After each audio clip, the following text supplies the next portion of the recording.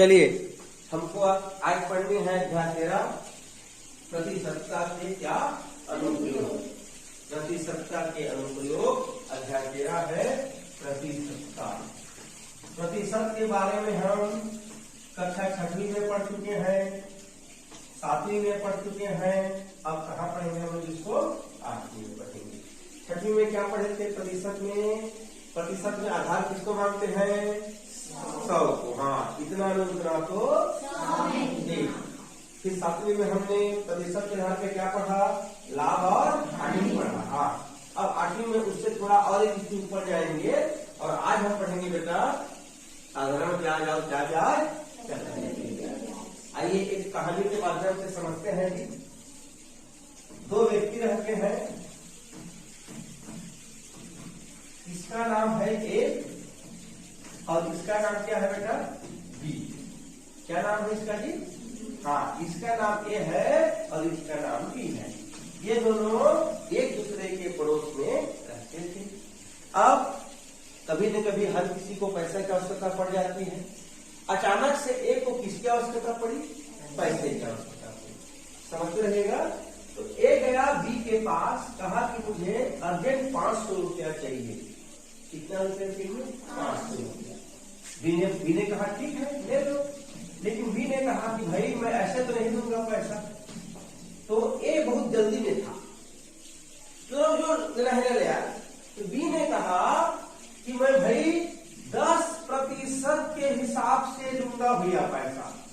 जब तू पैसा देगा, जब तू पैसा वापस करेगा तो मैं 10% के हिसाब से लूंगा। कितने प्रतिशत के हिसाब से? और ये ए नहीं सुन पाया। ए क्या समझा? 10 रुपया। ये क्या समझा? 10 रुपया। लेकिन इसने क्या कहा था? 10%। और बी ने कहा ए से कितने साल में वापस करेगा? तो उत्तर आया बेटा कितने वर्ष में? 1। यहाँ तक ये कहानी बन के तैयार है। बी को ए को आवश्यकता पड़ी पैसे की, कितने की? 500 की। बी ने ए को पैसा दिया कितने दर पर? 10% पर। कितने वर्ष के लिए? 1 वर्ष के लिए। अब 1 साल बीता बेटा, ए के पास पैसा हो गया। तो जब ए बी को पैसा देने गया तो ये 510 रुपया लेके गया। कितना लेके गया बी? 510। बी हंसा। बी ने कहा क्या दे रहे हैं? क्या दे रहा हूं? आखिर में तो कहा था कि 10 रुपया देना। अरे भैया हम आपको 10 रुपया नहीं कहे हैं, तो क्या कहे हो? हम आपको 10% कहे हैं। अब ये बेटा बहुत चक्का आ गया। 10%? हाँ, मैं आपको 10% बोला हूं। तो फिर ए ने कहा कि 10% क्या होता है? तो बी ने समझाया। आप सुनो, बोला 10% का अर्थ होता है 10/100। क्या होता है जी? 10/100। मतलब हर 100 के पीछे कितना रुपया? हर 100 के पीछे 10 रुपया। 10% का अर्थ होता है 10/100। मतलब हर 100 के पीछे कितना रुपया? 10 रुपया। समझ गए? ठीक। अगर यहाँ 20% होगा तो हर 100 के पीछे कितना? 20। हाँ। अब बी ने को समझाया, तूने मुझसे कितने पैसा लिया है? कितना लिया है? 500 रुपया। देखते रहना बेटा। अब मुझे बताओ ये 500 रुपया बनने में कितना 100 लगा होगा? कितना 100 लगा होगा जी?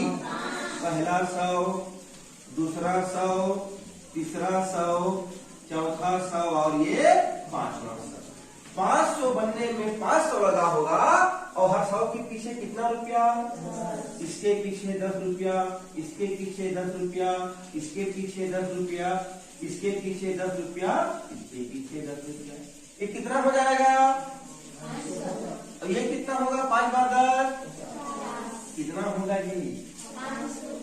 ठीक। 1 2 3 4 5 कितना हो गया? ब्याज कितना हुआ? 10 10 10 10 10। कितने बार 10 है? 10 में कितना हो गया? अब कितना वापस करेगा बच्चों? 500 जो लिया है। अब 50 रुपया क्या है उसका? ब्याज। तो जब एक को कितना वापस करना है? 550। जबकि कितना वापस कर रहा था 510। ठीक, अगर मान लो ए कहता बी से ठीक है, ये ब्याज कितने साल का है?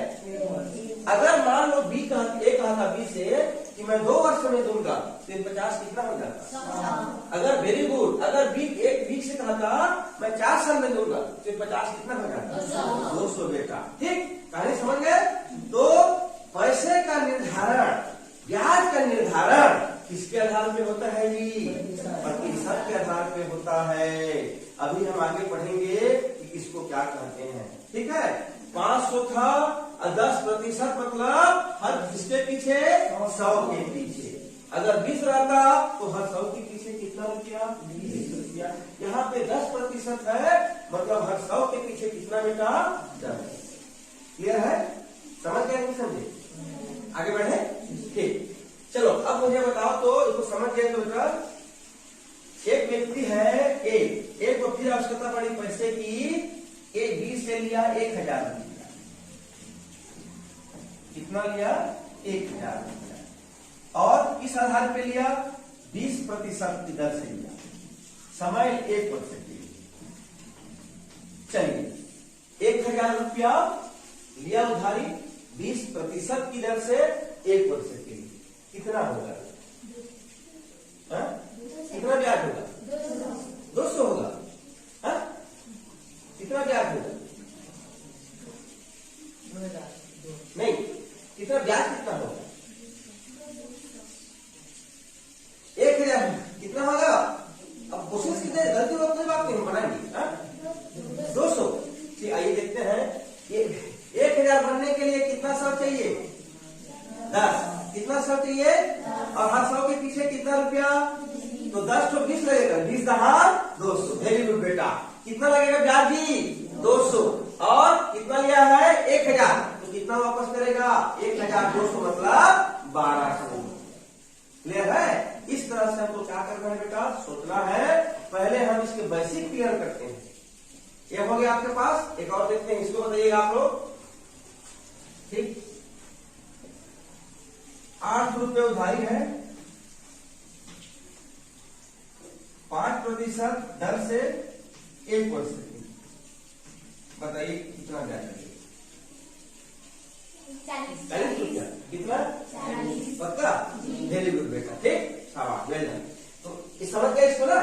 अब चलिए पढ़ते हैं कि क्या तो क्या कहते हैं, क्या तो क्या कहते हैं। ठीक, क्लियर है? चलिए यहां तक समझ गए आप लोग जी? चलिए ठीक, अब यहाँ पर देखिए एक चित्र बना है, इसका नाम क्या है? ए। इसका नाम क्या है? ए। ठीक, ए को पैसे की आवश्यकता पड़ी। ए को किसकी आवश्यकता पड़ी? हाँ, ए को रुपये की आवश्यकता पड़ी। ये कहाँ से रुपये ले सकता है? या तो किसी बैंक से लेगा, या तो किसी व्यक्ति से लेगा। ठीक, तो जो रुपया पैसा हम किसी बैंक से लेते हैं उधारी, या किसी व्यक्ति से उधारी लेते हैं, जिसको हमें वापस करना पड़ता है, उस रुपया को क्या कहते हैं बच्चों? मूलधन। क्या कहते हैं बेटा? मूलधन। जो रुपया हम कहाँ से ले सकते हैं? या तो हम किसी बैंक से लेंगे। मान लो इसको 1000 की आवश्यकता पड़ी या 1 लाख की आवश्यकता पड़ी, ये कहाँ से लेगा? या तो किसी बैंक से लेगा, या तो किसी व्यक्ति से लेगा। वो क्या धन होता है बेटा? मूलधन। उसे क्या धन कहते हैं? मूलधन। मूलधन क्या राशि होती है? मूलधन वह राशि है जिसको या तो हम बैंक से या किसी अन्य व्यक्ति से क्या लेते हैं? उधारी लेते हैं, जिसको हमें क्या करना पड़ता है? वापस करना पड़ता है।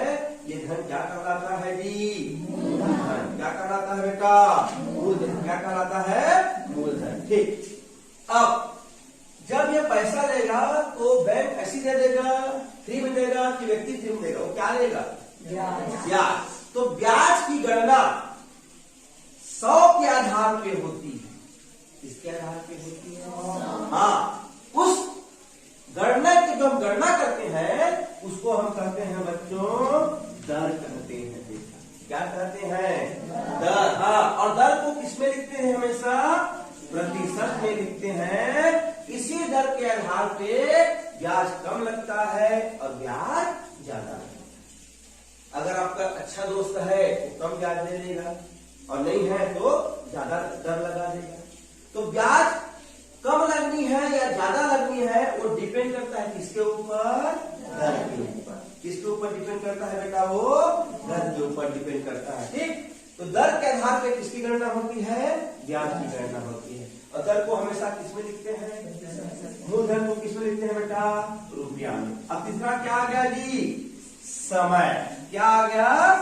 आप कितने समय के लिए, कितने वर्षों के लिए आप उधारी ले रहे हो, उस अवधि को, उस अंतराल को, उस काल को क्या कहते हैं? समय कहते हैं।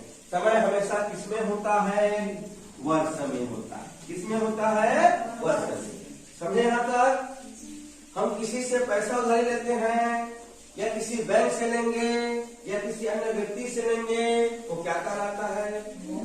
ठीक, हम जब किसी व्यक्ति से बैंक से लेते हैं तो हम पे क्या लगाती है? ब्याज। अब ब्याज की गणना किसके आधार पे होती है? दर प्रतिशत। दर को हमेशा किसमें लिखते हैं? तीसरा क्या होता है? समय। कि आप कितने समय के लिए, कितने वर्षों के लिए उधारी ले रहे हो वो क्या कहलाता है जी? समय। तो हमारे पास क्या हो गया? मूलधन, दर, समय। अंग्रेजी में बेटा इसको प्रिंसिपल कहते हैं। क्या कहते हैं? प्रिंसिपल। तो हम उसका शुरू अक्षर किसको लेते हैं जी? पी को। दर को कहते हैं बच्चों रेट कहते हैं। तो रेट का शुरू अक्षर किसको लेते हैं? आर। और समय को टी कहते हैं, टाइम कहते हैं बेटा, उसको क्या लेते हैं? टी कहते हैं। क्योंकि हम बार बार हमें लिखना पड़ता है तो हम मूलधन, दर, समय बटा 100 ना लिख के इधर क्या लिखेंगे? PRT upon 100। और ब्याज को कहते हैं बच्चों, इसको साधारण ब्याज कहते हैं। कौन सा ब्याज? साधारण ब्याज। तो साधारण से सिंपल, ब्याज से इंटरेस्ट, इसको कहते हैं बेटा SI कहते हैं। ठीक, साधारण ब्याज को क्या कहते हैं? SI। ठीक है जी। चलिए, मूलधन समझ गए।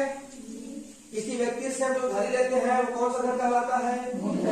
कितने दर पे लेते हैं, कितने, किस ब्याज के आधार पे लेते हैं, किस दर पे लेते हैं, वो क्या कहलाता है? हमारा रेट कहलाता है। इसको कहते हैं उसको प्रतिशत में। कितने अवधि के लिए लेते हैं वो क्या कहलाता है? हमारा समय।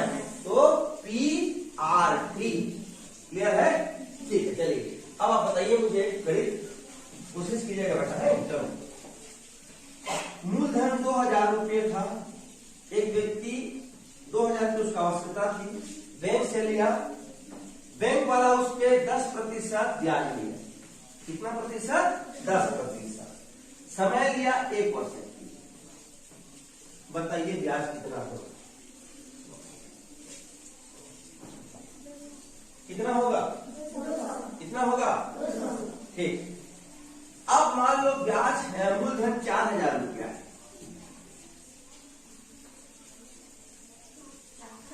कितना होगा? 400।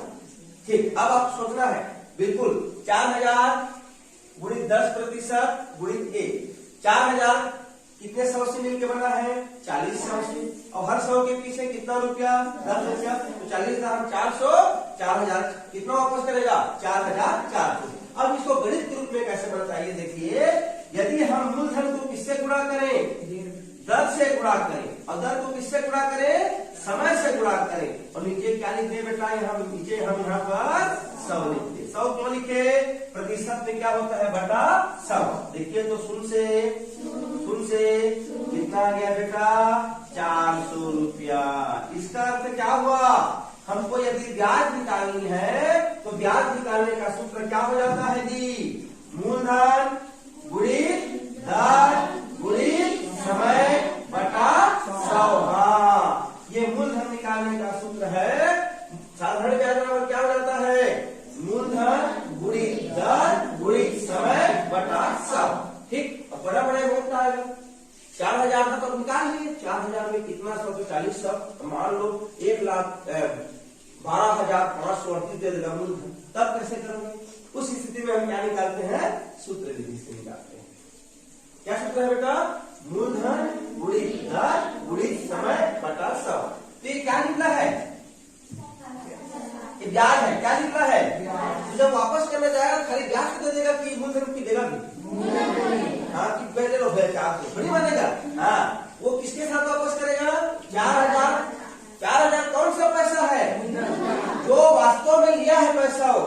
और जब वापस करने जाएगा एक हाथ में 4000 रखेगा, दूसरे हाथ में क्या रखेगा? 400। यही तो बैंक की कमाई है बेटा, यही तो व्यक्ति की कमाई है। तो जब एक साल में वापस करेगा 4000 तो वापस करेगा ही, साथ में क्या वापस करेगा? 400 रुपया। 4000 मूलधन है, उसको क्या कहते हैं जी? प्रिंसिपल। और धन, ये 400 रुपया क्या है बच्चों? ब्याज। क्या है ये? हाँ बेटा, जब मूलधन और ब्याज जुड़ जाता है तो एक हमें नया धन प्राप्त होता है। क्या कहते हैं? मिश्र धन कहते हैं। क्या कहते हैं? Very good. जब हम मूलधन और ब्याज को जोड़ देते हैं तो एक नया धन प्राप्त होती है। वो धन क्या कहलाती है? मिश्र धन। हाँ, तो मिश्र धन कितना हो गया? 4400 हो गया बेटा। Very good. लहरा यहाँ तक है? तो यहाँ पर हम 4 चीज पढ़े। पहले मूलधन, वास्तविक उधारी वाला धन, दर क्या हो गया जिसके आधार पर ब्याज की गणना होती है, समय क्या हो गया? अवधि, और ब्याज क्या हो गया? तीनों का गुणा बटा 100, और मिश्र धन क्या हो गया जी? मूलधन धन ब्याज। नोट करोगे? जल्दी से करो।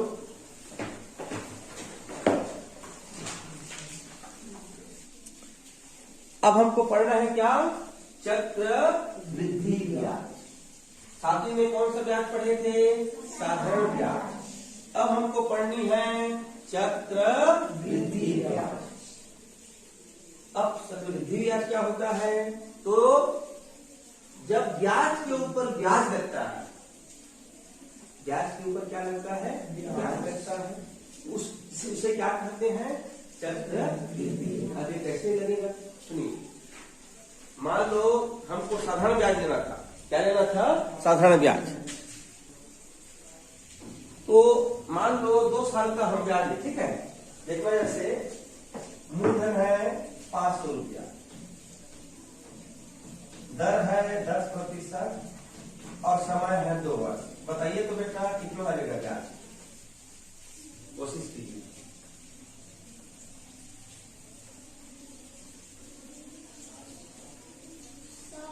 कितना लगेगा?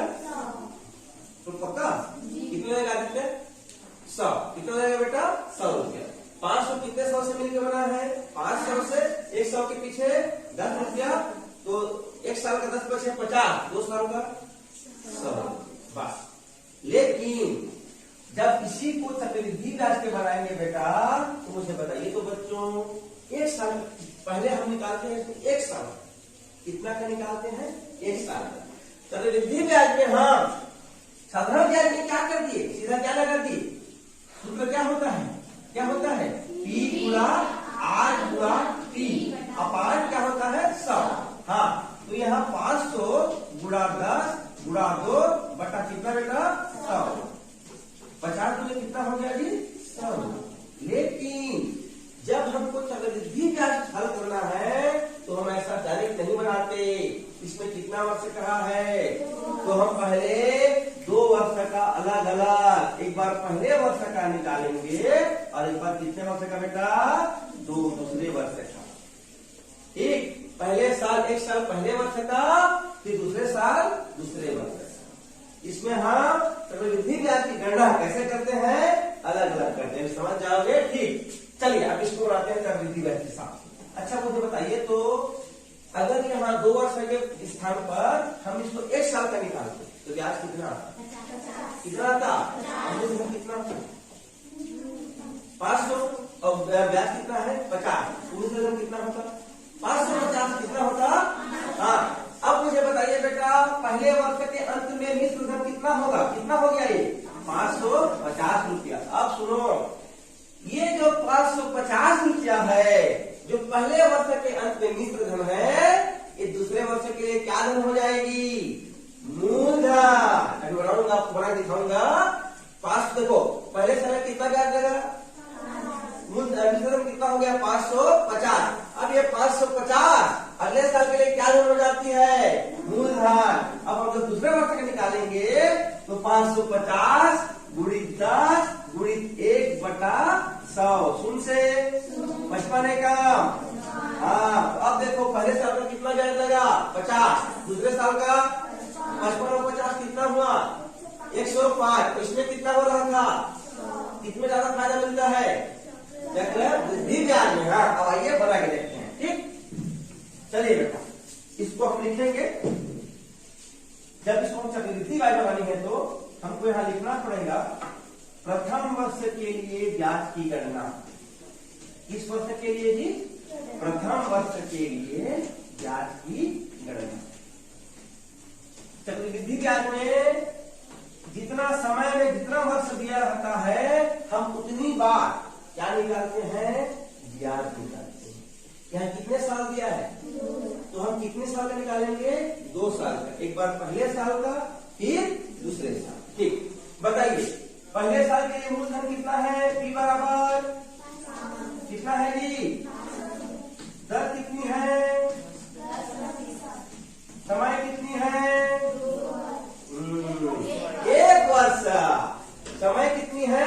1। अब यहाँ समय 2 वर्ष लिख दोगे तो साधारण ब्याज हो जाएगा।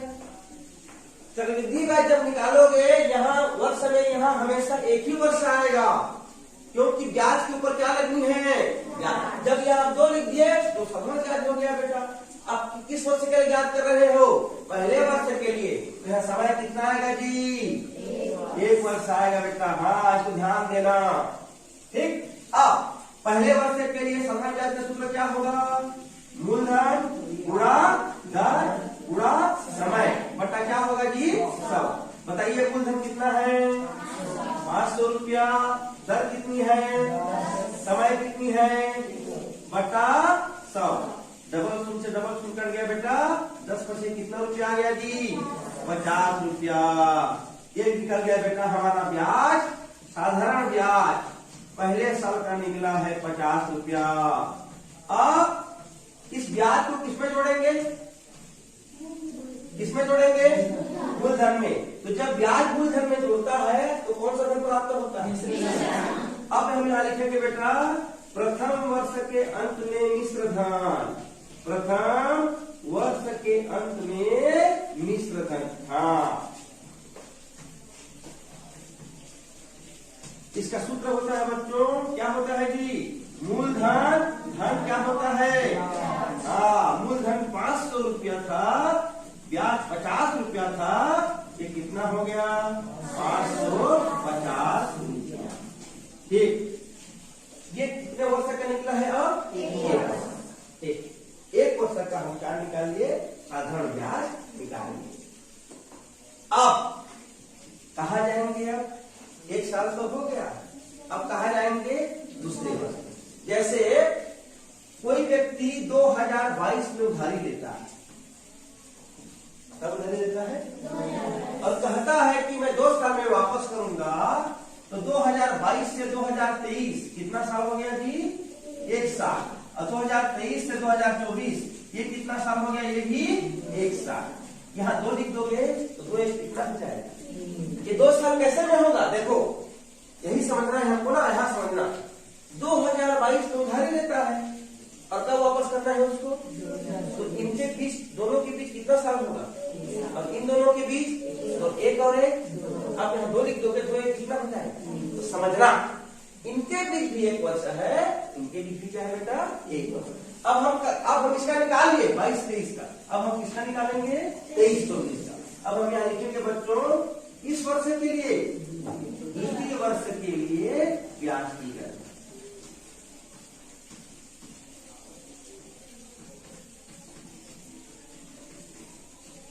अब इसमें हमको लिखना पड़ेगा मूलधन। बताओ बेटा मूलधन कितना होगा? सोचिए मूलधन कितना होगा? Very good, very good. मूलधन कितना होगा?